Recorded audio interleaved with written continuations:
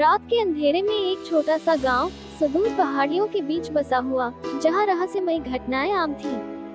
गांव के लोग एक कांच के महल की कहानियां सुनते थे, जो रात में चमकता था और सुबह होते ही गायब हो जाता था। एक दिन गांव का एक साहसी युवक आरव इस कांच के महल की सच्चाई जानने के लिए निकल पड़ा। गांव वालों ने उसे रोका, लेकिन उसकी जिज्ञासा और हिम्मत के आगे किसी की एक न चली। जैसे ही आरव ने पहाड़ियों की ओर कदम बढ़ाए, अजीब सी हवाओं ने उसका स्वागत किया। आरव चलते चलते एक घने जंगल में पहुंचा। हर मिनट उसे ऐसा लगता जैसे कोई उसका पीछा कर रहा हो।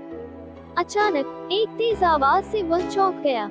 उसके सामने एक बूढ़ा आदमी खड़ा था, जिसने कहा, कांच के महल तक जाने वाले रास्ते में जो भी आए, वह वापस नहीं लौटता। आरव ने अपने डर को काबू में करते हुए आगे बढ़ने का निर्णय लिया।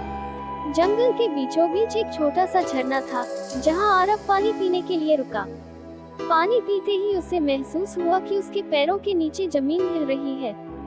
वह घबराकर पीछे हटा तो देखा, जमीन के नीचे एक गुप्त दरवाजा खुल रहा था। उसने हिम्मत जुटाई और उस दरवाजे के अंदर चला गया। गुप्त दरवाजे के भीतर एक लंबा और संकरा रास्ता था। हर कुछ कदम पर उसे अजीब अजीब सी आवाजें सुनाई देती। अचानक उसकी आंखों के सामने एक रोशनी की किरण चमकी। वह तेजी से उस दिशा में बढ़ा। उसने देखा, एक कांच का महल उसकी आंखों के सामने था, जो सचमुच चमक रहा था। महल का दरवाजा धीरे धीरे अपने आप खुला।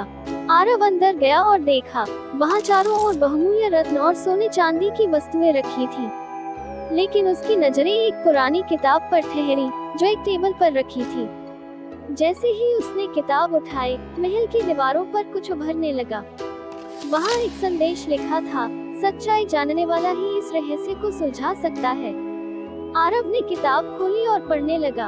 उसमें लिखा था, जो भी यहाँ आया, वो सच्चे दिल से वापस लौटेगा। अचानक आरव की आंखों के सामने सब कुछ धुंधला होने लगा। जब उसने होश संभाला, वह अपने गांव में था।